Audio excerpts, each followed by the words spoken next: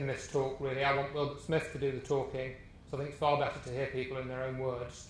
So I'm just hopeful that these audio clips will play. I think I might have to fiddle around with it slightly, but hopefully we're ready to go. Possibly one of the most interesting aspects of the study of flying saucers, beyond the realization that they are real and extraterrestrial, is their philosophy. What manner of creatures build and fly them? What do they look like? How do they think? Are their ideas and ideals similar to ours? Could we understand them? All these and many other questions plague the serious investigator. So in this presentation, we will mainly examine Wilbert Smith's key role in the research and analysis of the flying saucer phenomenon, as it was called in his time. Smith seems to have given us significant things that he's told us, and he does not seem to be that well known. How many people have heard of Wilbert Smith? Probably about 10, 15 people, something like that, of maybe about 50 or 60, so not a high number. As a prominent member of the Canadian government, he had access to classified information. That's one of the key things. Smith held an unusual combination of views which seemed to be at odds with his scientific background and other work. Most scientists won't touch this subject. They say it's lunacy. And we're still faced with that today, even in the light of the sort of issues that David was raising earlier on. We will come across other figures who either worked with Smith or gave him information or were speaking out during the same time period, just in a few of these slides. These are some of Smith's contemporaries. A guy called Frank Edwards, who was kind of a sort of George Newry or Art Bell of his time. And he wrote a book called, I think it was Flying Saucers Have Landed. Flying Saucers Serious Business. I've got a picture of that later on. Major Donald Kehoe was a key figure. I've got a bit of an audio clip of him. And called Kenneth Arnold, who is said to have started off the modern UFO era with his sighting of these, what he called flying saucers in 1947, the same year as Roswell. And George Adamski, he was also in the sort of 50s. He's got a very interesting story. A lot of people think he just made it up, but again, if you study the Adamski story in detail, you can't really seem to explain it all that he just made it up. It's a very unusual story. And then, of course, Bessie and Barney Hill. These are all in the sort of 40s, 50s and 60s, which is when Smith was getting interested in this. So Smith, he was born in Lethbridge, Alberta, in Canada in 1910. He graduated from the University of British Columbia in 1933 with a BSc in electrical engineering. Smart guy.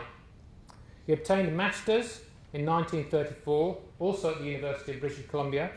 And in 1934 and 35, he became chief engineer for a radio station, CJOR, in Vancouver. In the years following, at certain times, he acted as a consultant to the government, and in 1939, he joined the Federal Department of Transport. So he's going up the ranks. He was engaged in the engineering of Canada's wartime radio monitoring service. In 1947, he was in charge of establishing a network of ionospheric measurement stations, several of which were in isolated parts of northern Canada. He was interested in the Earth's ionosphere, and he was interested in things like radio wave propagation, which is, when you study the ionosphere, that's what you're interested in studying, how radio waves travel from one place to another.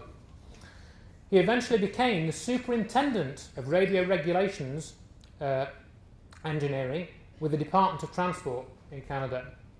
His research was in radio wave propagation, as I mentioned, where he came across such topics as aurorae or auroras, cosmic radiation, atmospheric radioactivity, geomagnetism, the Earth's magnetic field, that is, which tied in with theories on aspects of the saucer phenomenon. So that was his take on it as he developed his research.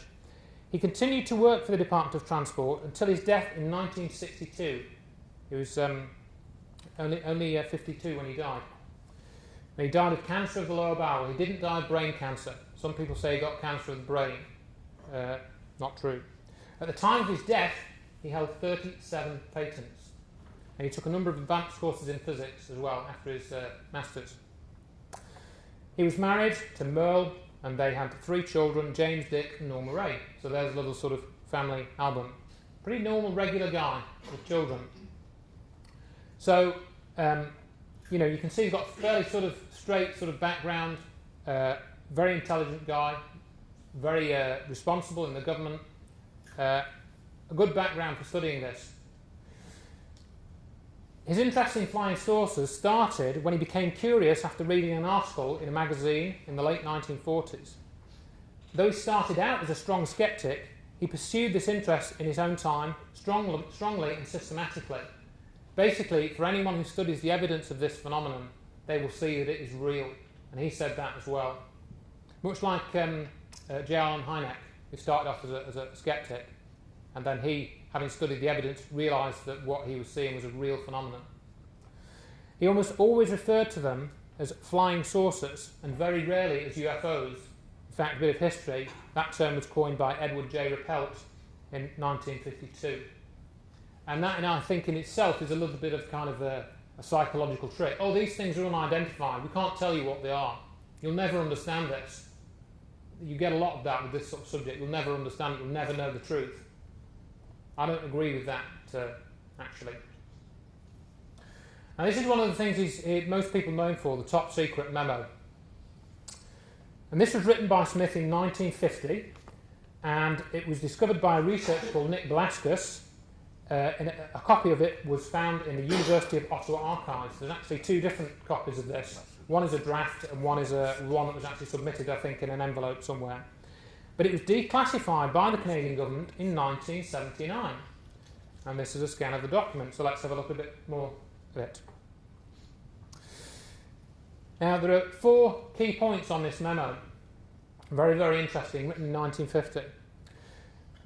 The matter of flying saucers is the most highly classified subject in the United States government, rating higher even than the H-bomb, which of course was the research into which was going on at that time. Flying saucers exist. Their modus operandi, that means the way they work, is unknown, but a concentrated effort is being made by a small group headed by Dr. Vannevar Bush, named certain people involved in the research of the phenomenon. So this gives other researchers something to follow up. The entire matter is considered by the United States authorities to be of tremendous significance. That's what this official government top secret memo said. Didn't say, oh, it's all little green men, like the BBC are so fond of saying. Another interesting part, I was further informed that the United States authorities are investigating along quite a number of lines which might possibly be related to the sources, such as mental phenomena. And I gather that they are not doing too well, since they indicated that if Canada is doing anything at all in geomagnetics, they would welcome a discussion with suitably accredited Canadians. Mental phenomena. Now, the information about the classification of the UFO subject appears to have been given to Smith by a guy called Dr. Robert Sarbacher. And he confirmed this in a 1983 telephone interview with a nuclear physicist and UFO investigator Stanton Friedman. Hello? Dr. Sarbacher. Yes, sir. Hi, Stan Friedman up in Fredericton, New Brunswick, Canada. Oh, for heaven's sake. Let's see, early 50s. Now, the notes that I sent you from Wilbert Smith, you do remember talking to him? Yeah, vaguely. The Canadian? Yeah, vaguely. Okay, his notes were 1950, and let me see the exact date. September 15th were his notes, 1950. He asked you a question that you didn't answer at that time, which was rather fascinating. Maybe you've just given me the answer in a sense. He quotes you as saying, yes, it's classified 2 points higher even than the H-bomb. In fact, the most highly classified subject in the U.S. government at the present time. And that was the slightest idea. Why? Well, it seems silly to me. Well, his next comment, that was supposedly what you said, and then his next comment was, may I ask the reason for the classification? And you said, you may ask, but I can't tell you. You think that? Because I didn't know. Oh, okay, not because of this crash. You see, there's no mention of a crash per se in this note. Do you think it could have happened after this? I don't know. There may have been several of them. There was some talk that there were. Huh? That was basically Sarbacher saying that he couldn't answer Wilbert Smith's question, not because it was classified and he was unable to reveal it, because he just didn't know the answer. And he was also mentioning that there were several reports of crashes. Robert Sarbacher worked for the US government, I believe. Now, it was not clear who gave Smith the information about mental phenomena. It wasn't Sarbacher. So this sort of idea that there was some kind of mental phenomena, I think he was meaning something like telepathy. And what we'll see later on in this is we get into the aspects of consciousness. Wilbert Smith left the draft memo in the files to give to future researchers. And the truth of what actually happened in the early days of government investigation into flying saucers. So he left this for other people to pick up because he knew what was going to happen. He knew that they were going to try and cover this up and keep it secret, and he didn't want that ultimately. Dying of cancer, Smith made arrangement with his wife to hide the files, including this top secret memo, so that they would survive his death. And he said they would be coming to recover them. And the Canadians, the Americans, and the Soviets approached Mrs. Smith requesting the files for research purposes. And Smith told all callers she no longer had the files. And after a number of break-ins that might have been linked to the search for the files were passed to Arthur Bray, an Ottawa researcher, who held them quietly for over 20 years.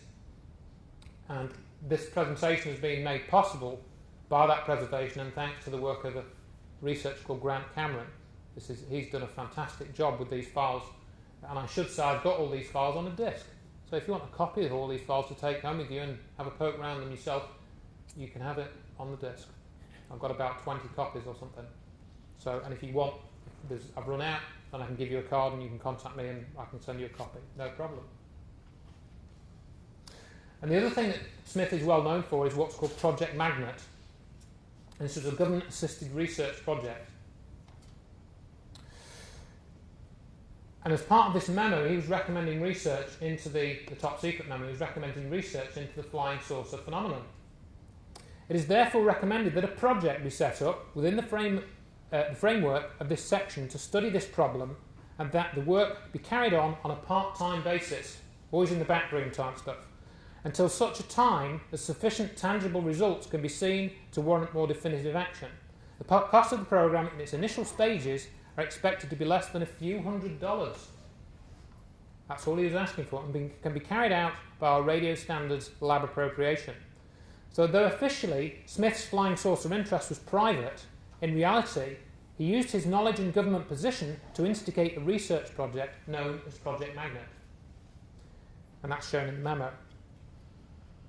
And this was all to study aspects of the phenomenon with the equipment they were already using for other research, basically. Okay. Now the proposal was to set up a station at Shirley Bay, which was about 20 miles outside Ottawa. And this was the Department of Transport's communications monitoring facility, and the area was later to be used by the Department of Defence. So he actually set it up on government property. This was the unusual thing, government-sponsored research, which is very rare to find in this sort of field. And here's a couple of pictures of some of the equipment. This is a hut that's at Shirley's Bay now. I think they've got some communications monitoring equipment in here. And this is some of the equipment that we'll be using for the project. The project ran for about 3 or 4 years with the aim of gathering information about magnetic phenomena. It was meant to be classified in case the results yielded a new insight into magnetic phenomena which might be exploited. It was not actually called a saucer detection station, and its existence was only reluctantly acknowledged during Smith's lifetime. So they tried to keep this quiet. You know, the government didn't want people to know they were taking flying saucers seriously, and they were trying to make some measurements. That was a no-no. Spending public money on a joke. On 8th of August 1954, at 3:01 p.m, after 8 months of watching flat lines on graph paper, in other words, what that means is they had these detectors linked to chart recorders, and these remained flat, didn't see anything, so once land. And all of these charts suddenly went crazy and had a gravimeter measuring the local gravitational field. But at that time, the area was completely fogged in. so they couldn't see what flew overhead. So in other words, this was an incident where something flew over the detection station, set off all the instruments, but it was a foggy day, so they couldn't see a thing. And this is what happens time and again. The observatory and Project Magnet were both shut down 2 days later. 2 days. How strange is that? Just a coincidence, of course. And after Smith's death in 1962, the strength of denials about the project seemed to increase, which we'll come to in a minute. I've got another audio clip. I might point out that the Project Magnet that I was associated with, and which received a great deal of publicity, was not an official government project. It was a project that I talked the Deputy Minister into letting me carry out, making use of the extensive field organization of the Department of Transport. No funds were spent on it, and we merely had access to the very large field organization and opened a number of files.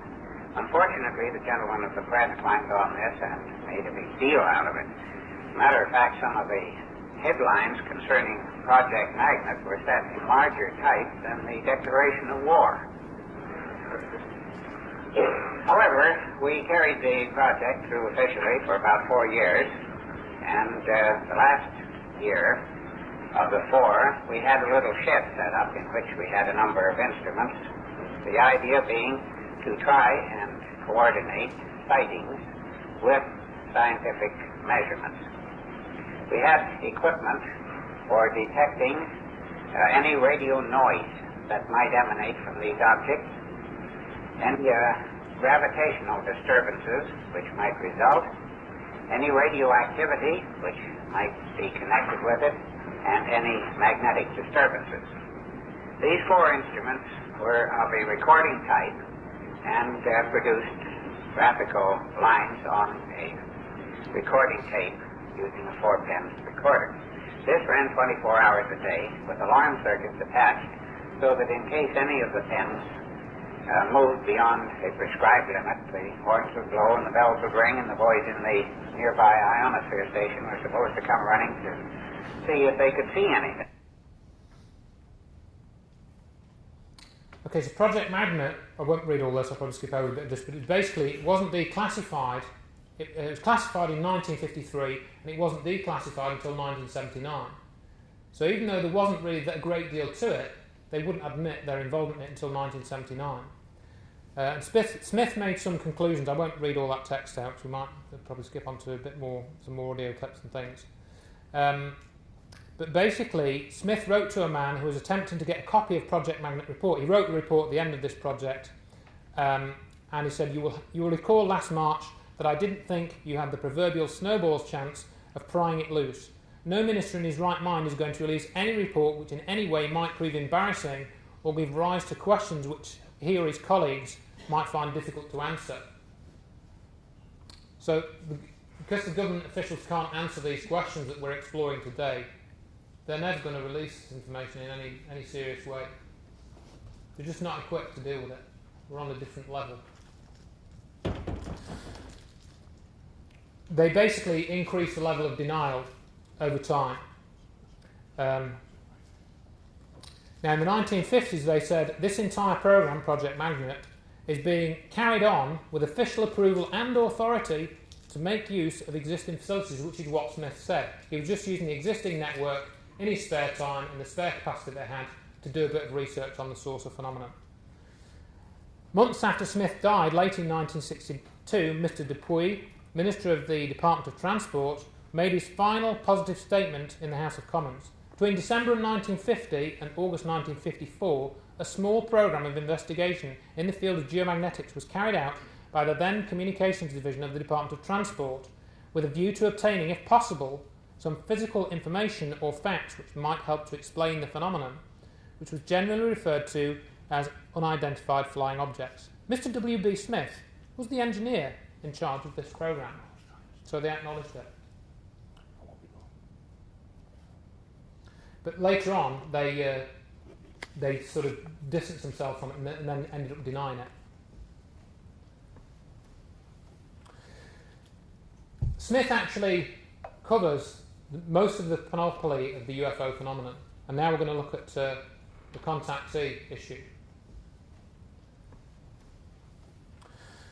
Smith came into contact with Frances Swan in 1954. She claimed to be in touch with extraterrestrials who were sending her messages and information. She was one of a number of ET contactees that Smith corresponded with, and you'll hear a bit more about this from Smith shortly. This was due to Swan coming into contact with the US government regarding 2 mysterious satellites. This is a story that not many people know about, which orbited the Earth in 1953.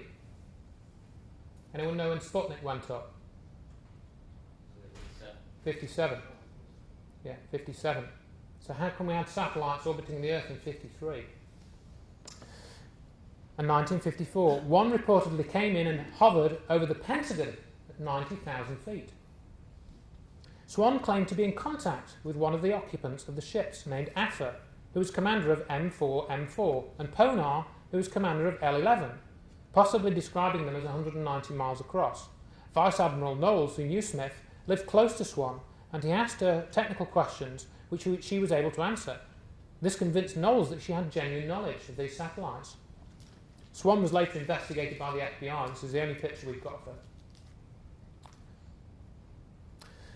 Swan stated that on many occasions she was in contact with Affer, and I hear from Grant Cameron that Affer became like a member of Smith's family, and they're always talking about what Affer said. You go on a car journey and they'd say, oh, Affer said this, that Affer said that. Very interesting. These contacts went on for several years. She tried to arrange a meeting between Affer, Smith, government officials at an agreed location. And yes, the documents about this were originally classified. Frances Swan lived quite close, coincidentally, about a mile away, I understand, to Betty and Barney Hill, the 1961 abductees. How strange is that? And we've got a sheet. There's pages of this on the disc of this kind of automatic writing that Swan did. I'm not sure whether Swan typed this up or somebody else.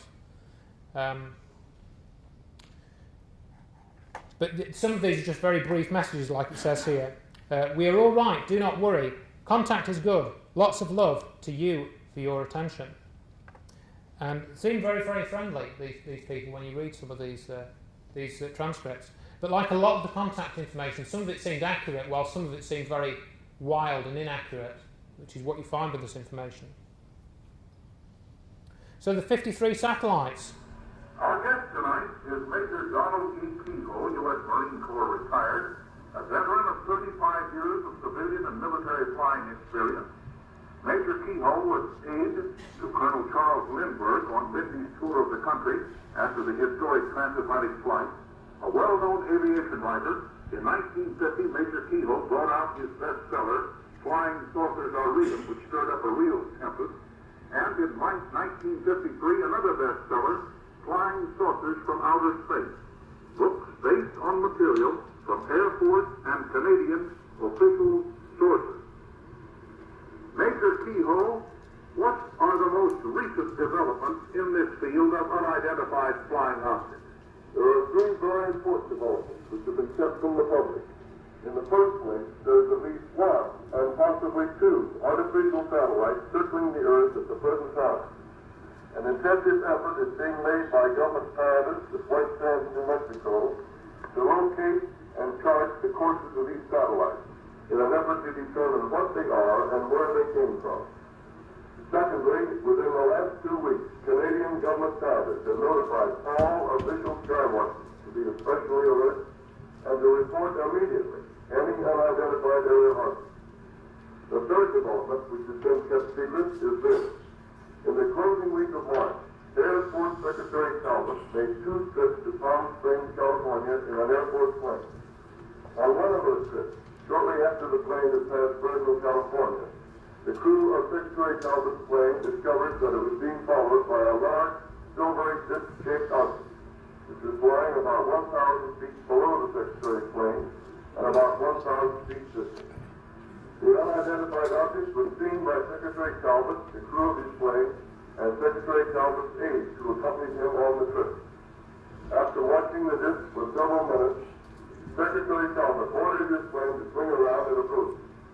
The object immediately accelerated and disappeared at high speed. This was a daylight sighting of long duration by credible personnel and under very favorable conditions. In view of the tremendous amount of evidence that is being concealed by Air Force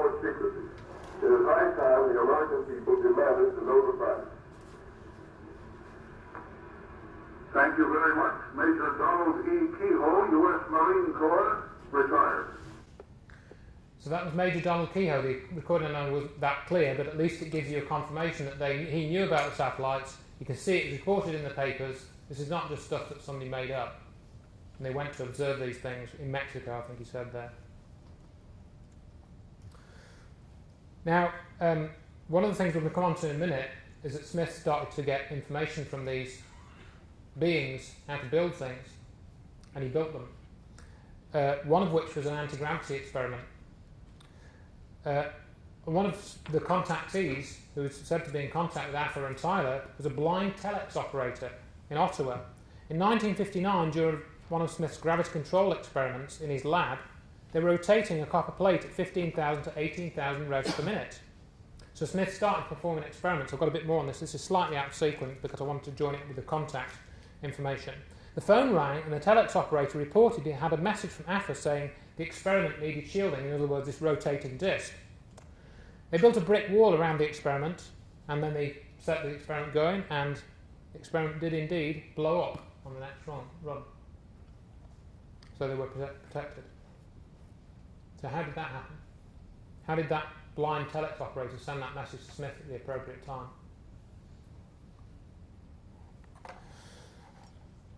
Smith also stated that he had contact through an anonymous intermediary with another man from outside called Tyler, who described himself as a garbage collector. Here, well, in this clip, he tells the story. Basically, I'm probably going to just go on to the next, we might run short of time, but he described this bizarre situation where Tyler and Afa were responsible for cleaning up after nuclear tests. And the craft would fly to where near the nuclear test had been, and they would suck in the material, and then they would eject the material at a safe location. Having processed it, they would process this material in their craft and then eject it. And this is what he says in the audio clip. But now we'll move on to his developing of technology, proving the science. He looked at free energy. This is one of the recurrent themes, as David brought up with Gary McKinnon, for example. It's actually the key central theme, I think, to this whole issue. As part of Project Magnet, Smith conducted some experiments in which he showed it was possible to extract energy from the Earth's magnetic field alone. He thought this was what the saucers used for both propulsion and as an energy source. He described this device as a magnetic sink, which energy would flow into. And this is the circuit diagram here. This is on the desk as well. I had somebody at a lecture and they said, oh, I understand that circuit. So it's a valid circuit. It was only a small amount of energy, but he worked out a way of extracting energy from the Earth's magnetic field, which is not something that is done with regular technology that we have. Smith stated he had been given instructions from the boys topside about how to build experimental hardware. I'll basically just play the audio clip. As far as I know, our group in Ottawa are the only group that has actually taken the information which was given to us by the boys topside and translated it into hardware that works. Much information has been given to us through various channels, but people just talk about it. They don't do anything about it. And I think that is deplorable. I think when they give us information, the least we can do is to show our good faith by trying at least to convert that information into hardware. We have built 2 items of hardware on their instructions that I'm rather proud of. And the first one is this. They gave us the design of the instrument, which was fundamentally this. They said to select 2 materials, one stronger than the other. And they said to arrange so that these 2 materials pulled against each other in such a manner that the weaker material was very near its breaking point and the strong material was a long way from its breaking point. On that basis, we devised instruments, and we built quite a number of them in the shop and sent them around to various people that we knew did quite a bit of traveling. And we asked them if they would investigate the regions through which aircraft must have passed just prior to breaking up in midair. And we have, unfortunately, a large record of our airplanes having done just this. One of these unexplained crashes occurred at a place called Isutan, which is about 20 miles south and west of Quebec City. And I'm just going to cut that short because basically he built this binding meter which was to measure the binding forces in any given region. This is something we don't have in our physics or science.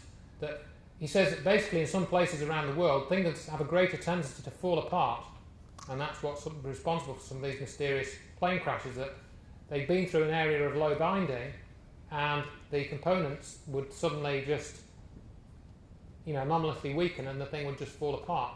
And he tested that with this meter. The second thing he tested was this coil. One of those pieces of hardware is a coil. It has a ferrite core and a trick winding on it. To look at it, it looks like a rather oddly wound inductor. When measured on a radio frequency bridge, however, it shows some very peculiar properties. There are certain frequencies at which it is impossible to balance the RF bridge, and that is a direct contradiction to what any electrical engineer will tell you should happen with a coil of wire wound on a ferrite core. Now, if we take this coil and we excite it with radio frequency energy at or near these critical frequencies, we find that energy goes into the coil and nothing comes out. It just disappears. As a matter of fact, we had one coil about 1 inch in diameter and 8 inches long, and we poured a kilowatt into that coil for 2 hours from a kilowatt communications type transmitter. The coil was in a 2-inch brass tube with a plate welded on one end and a transmission line fitting on the other. We could find no radiation around the outside of that tube at all. In other words, the energy went in, none came out. The information which we got from the boys topside was that we were actually making tensor energy, which is a 6-dimensional radio wave. And it is the type of energy that they use extensively for radio communication, transmission of power, and for pushing and pulling. In fact, they use it for just about everything that we could think of. So he basically said that in building that coil and putting electricity into it, he produced a different type of energy called tensor energy, which was, he was told by the boys topside that this was coming out of it, although they couldn't detect it. And Smith postulated that in simple terms that the force of gravity was actually the result of interacting magnetic fields and the objects themselves generated. He suggested that a motional magnetic field might be used to influence gravity, and he and his team designed experiments to test this. Variations on this type of experiment have been reproduced many times in the 20th and 21st century now. It seems very unlikely that Smith would lie about his experimental results or misinterpret them, because he was very competent doing that sort of work. He basically measured the weight of an object, and by spinning it at high speed or spinning something underneath it, he was able to decrease the weight by 1%. He said it wasn't very much, but he knew it was a real effect, having repeated the experiment many times.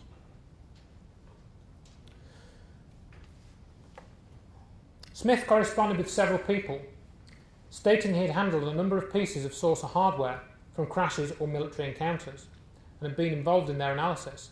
Art Bridge, one of Smith's associates, stated that they were also involved in analysis of a lot of hardware.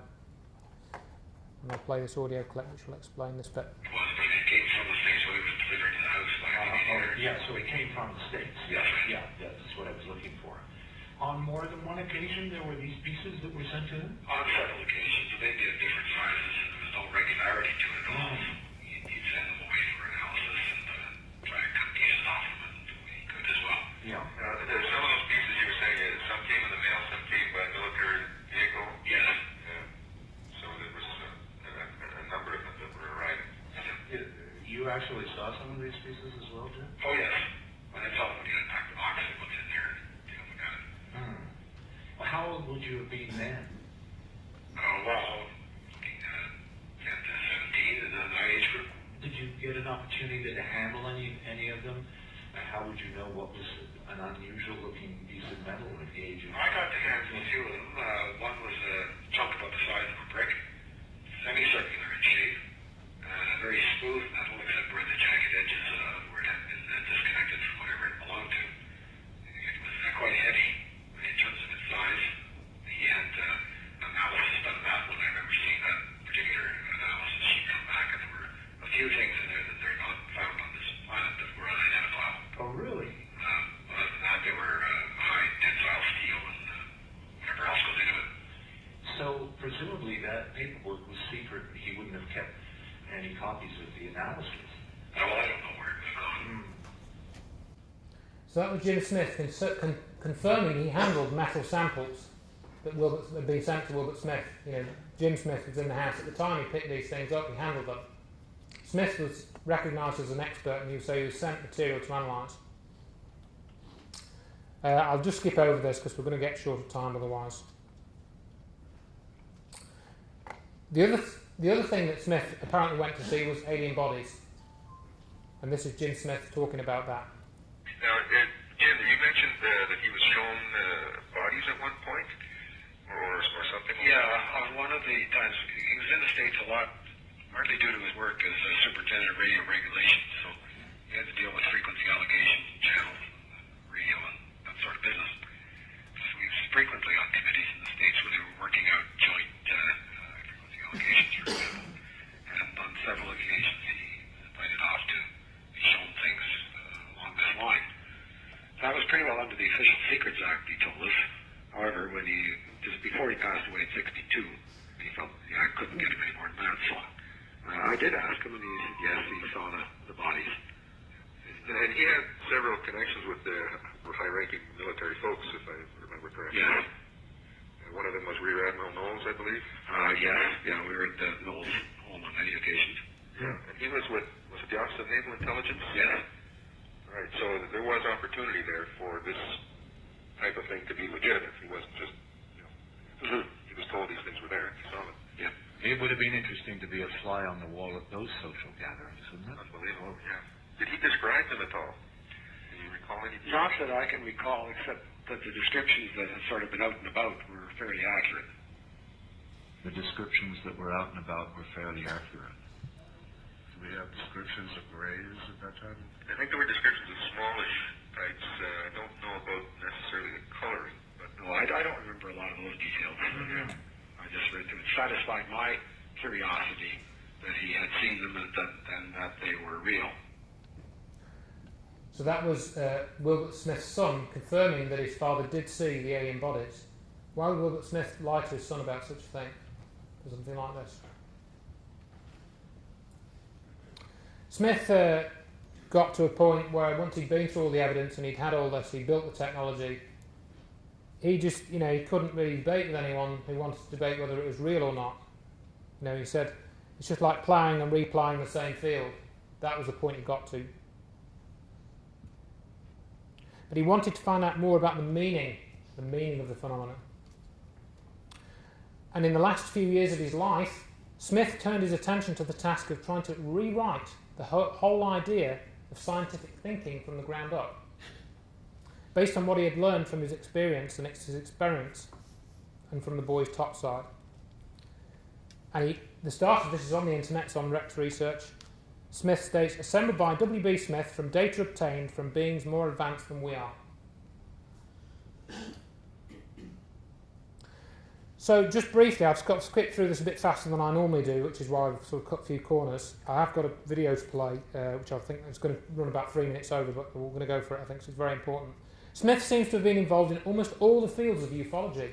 Sightings, investigation, alien contact, viewing of alien bodies, free energy technology, anti-gravity technology, handled hardware, saucer pieces, and he was also knew how the cover-up worked because of what was at stake.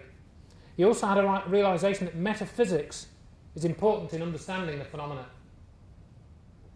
And I think the best way for you to understand about that is to hear him speak about it. 1st, 1958. W.B. Smith speaking. I have been actively engaged in the investigation of the group of phenomena known as flying saucers for over 7 years. During this period, I have read most of the available literature on the subject, interviewed a great many people who have seen unusual things in the sky, examined many pictures and physical objects, made observations with scientific instruments, and carried on a series of communications with intelligences claiming to be extraterrestrial. I started the investigation out of curiosity and as an extreme skeptic, fully expecting to find the phenomena to be due to man-made or natural causes. I am 48 years old, hold a master's degree in electrical engineering, occupy a responsible position in the Canadian government, hold a half-dozen patents, author of several technical papers, and in general enjoy a background in technical work and science, indicating at least an average competence to study and report on phenomena of scientific nature. I have tried so far as possible to use conventional and standard methods and equipment, and to investigate all possible angles before drawing any conclusions. In other words, I have followed the same general procedures which I would have followed if I had undertaken to study some more prosaic subject, such as radio wave propagation. The first phase of the work consisted of reading all available literature, collecting as much observational data as possible, and in general getting a fair perspective of the problem. The second phase involved theoretical and laboratory work to find openings in our technology and to establish relevant reference points. And the third phase involved following up the many and varied leads which developed from the first two phases. I do not intend to dwell on the first phase of this work, as my experience was quite parallel with that of other investigators who have provided extensive published reports of their findings. Nor will I dwell on the many dead ends which were explored, which looked promising at first, but faded out under careful investigation. Nor will I be able to be as specific as I would like to be with respect to material given to me in confidence or which came to me through classified channels. Furthermore, it is not my intention to try and convert anyone to my way of thinking, but merely to state what I believe and why I believe it. Let us look at a few facts. First, hundreds of normal, honest people have seen lights in the sky which behaved like no light normally seen in the sky ought to behave. Second, hundreds of normal, honest people have seen what appear to be solid, real objects in the sky which behave like no object normally seen in the sky ought to behave. Third, hundreds of people have seen objects in the Earth's atmosphere at sufficiently close range to see enough detail to enable them to say definitely what the object was not, even though they could not identify what it was. Fourth, descriptions of these objects from observers where circumstances virtually preclude collusion check quite well among themselves and against data received from other sources. It is not reasonable to assume that hundreds of ordinary, normal people, whose word we would readily accept under more mundane circumstances, for instances as witnesses to an automobile accident, should suddenly become liars, fools, neurotics, and otherwise quite incompetent observers. I have interviewed many of these people myself, and I am convinced that they are sane, sober, honest folk who are reporting as best they can something which they really did witness.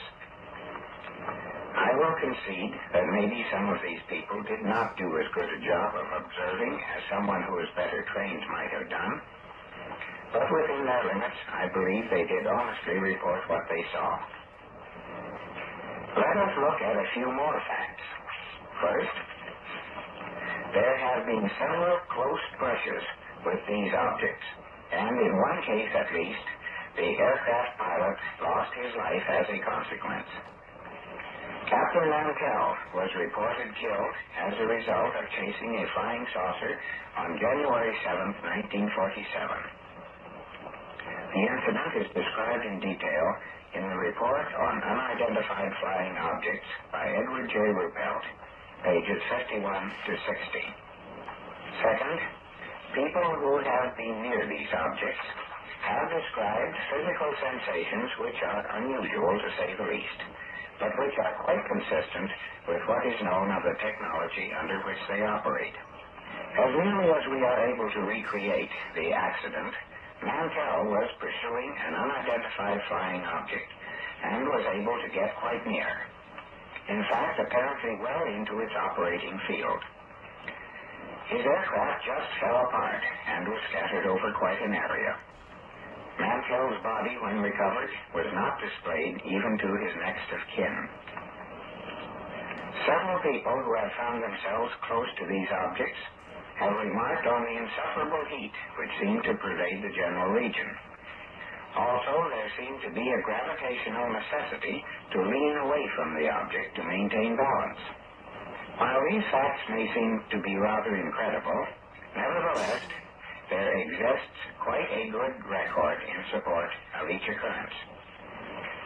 Furthermore, the technology of which we have been able to get a glimpse, namely that of manipulation of the three basic fields, electric, magnetic, and tempic, indicates quite a straightforward answer and explanation of these phenomena. In Mantell's case, the altered field configuration in the vicinity of the craft reduced the binding forces within the structure of the aircraft to a value below that of the load which the parts were expected to carry, so it just came apart.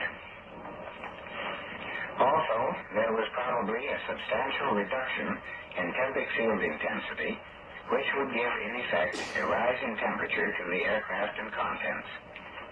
I understand that Mantell's body gave every indication of having been subjected to considerable heat. This rise in temperature has been reported as being quite noticeable at distances of several hundred feet from one of these craft when it is making use of certain combinations of fields. Also, since gravity involves a tempic field function, it follows that an alteration in this field could well be reflected in the direction and magnitude of the nearby gravity field. There have been quite a number of alleged communications with intelligences claiming to be extraterrestrial. I have followed up each such instance to the best of my ability in an effort to A, establish or disprove the validity of the alleged communication, and B, to obtain any information which might be available if the contact should be authentic. As might be expected, many of these alleged contacts provided little or nothing of value, but a few did pay off. Some of the contacts have been the subject of published material, but by far the majority are confidential, and there are a surprising number of these contacts. The procedure in checking contacts was to ask a number of innocuous but significant questions and compare the answers with the answers to the same questions as obtained through other contacts. Questions were of the type, do people live on the planet Mars? If so, what is the shape of their houses? Do people on Mars use money? If so, what does it look like? Altogether, some 100 or more questions were involved. The results were spectacular, to say the least. Among the contacts that might be classed as authentic, there was almost complete agreement. Among the other alleged contacts, there was extremely poor agreement or none at all. Of course, where agreement was general, but one or two points didn't fit, an effort was made to find out why the discrepancy. In each case, it was found that someone had injected a terrestrial idea or comment instead of transmitting faithfully that which was received. Now, having located what seemed to be channels of communication between ourselves and these extraterrestrial intelligences, the next and obvious step was to try and get as much information as possible. As may be expected, this effort was at first directed toward science and technology. But it soon became apparent that there was a very real and quite large gap between this alien science and the science in which I had been trained. Certain crucial experiments were suggested and carried out, and in each case the results confirmed the validity of the alien science. Beyond this, the alien science was just incomprehensible. There followed a period of soul-searching, during which many doubts were raised. While we were able to establish that these people from outside all told the same story, was that story the truth? True, there existed some pretty good evidence to support their statements, but maybe there was some other more conventional explanation. If the whole thing were a delusion, then quite a large number of people were suffering from precisely the same delusion. And furthermore, delusions are not externalized. At least I had never heard of such a case. If, on the other hand, it were a hoax, it was by far the most gigantic hoax the world had ever known. And to what end, and by whom was it perpetrated? The inevitable conclusion was that it was all real enough, but that the alien science was definitely alien, and possibly even forever beyond our comprehension. So another approach was tried, the philosophical. And here the answer was found in all its grandeur. I will not go into detail on the many revisions in ideas and basic thinking, beyond stating that the people from outside displayed great patience and understanding in overcoming the prejudices and misinformation I had spent many years in accumulating. I began for the first time in my life to realize the basic oneness of the universe and all that is in it. Science, philosophy, religion, substance, and energy are all facets of the same jewel, and before any one facet can be appreciated, the form of the jewel itself must be perceived. One of the most important things I had to realize was that we are not alone. The human race in the form of man extends throughout the universe and is incredibly ancient. Also, its appearance in physical form is but one of its many manifestations along the path of progress. Our civilization here on Earth now is only one of many that have come and gone.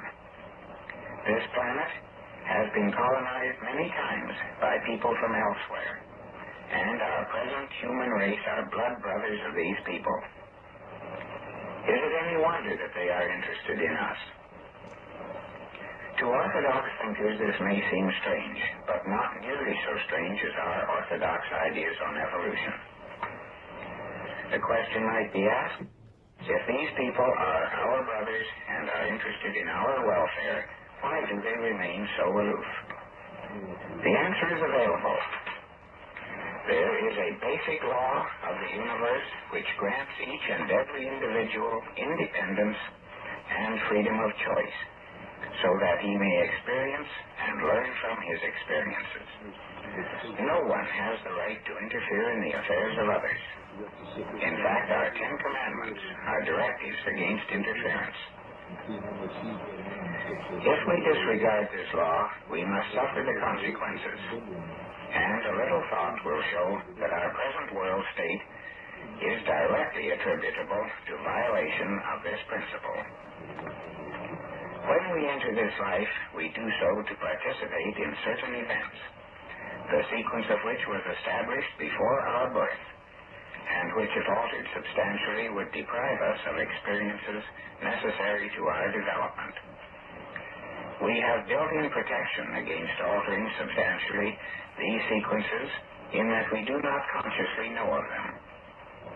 But these people from outside have a much greater knowledge than we have, and have means of perceiving the sequences which must not be changed. Therefore, while they have every desire in the world to help, and stand by, ready, able, and willing to do so, they are not permitted by cosmic law to interfere. The dividing line between help and interference is very delicate indeed, and sometimes hard to perceive. But it is a demonstration of individual and collective progress how well we can be guided by it. I am told that one of our difficulties is that we do not recognize a sufficient number of dimensions and make use of them in our science. Furthermore, we do not recognize the true nature of dimensions or of their place in our universe. I am told that so far as we are concerned, there are 12 dimensions of deity, and these provide the entire structure of our universe. Our conventional concepts of dimensions are most inadequate and restrictive, and so long as we persist in them, we can never transcend the world of mechanical processes which we have built. In science, we have an established procedure always to tie a new discovery or observation to that which we already know, even though to do so requires extensive patchwork and perturbation factors to be applied to our existing knowledge to make the new knowledge fit. We invariably assume that the new knowledge must somehow be closely related to the old, and we are most zealous in tying the two together. As a consequence, we bend and warp our units of knowledge so that we can fasten them together, whether or not they belong together, until we have fabricated quite a structure which is almost completely closed on itself. Consequently, when we do find knowledge that should but just won't fit our structure, we have no alternative but to reject it. I am informed that science really is much more simple than we imagine, and all the component parts fit together perfectly without any corrections.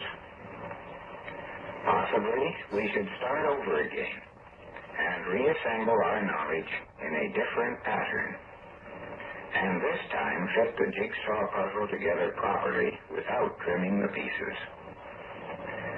I feel sure that if we were to do this and accept the philosophy upon which this new approach must of necessity be based, we can enjoy the technology and the way of life which is demonstrated to us by the presence of the spacecraft and of our brothers from elsewhere. Thank you.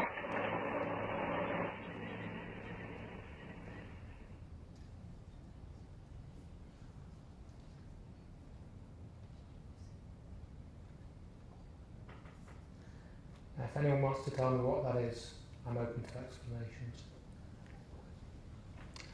Smith said, "I make no attempt to prove anything, and have no intention of doing so. It is up to each and every one of us to search out the truth and decide for themselves just what is truth. Truth needs no justification. It stands alone." And I'd just like to thank Grant Cameron for his work in compiling the information, most of which was used to generate this presentation. Thanks very much.